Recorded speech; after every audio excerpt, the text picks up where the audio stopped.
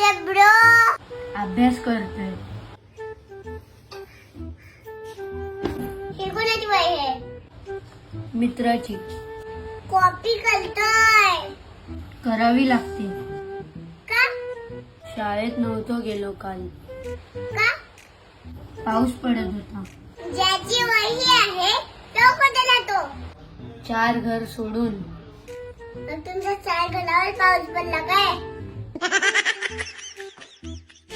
बघ भाऊ, 2 प्रकारची माणसं असतात. एक पोरशांना घाबरून हेल्मेट घालतात आणि दुसरे स्वतःसाठी.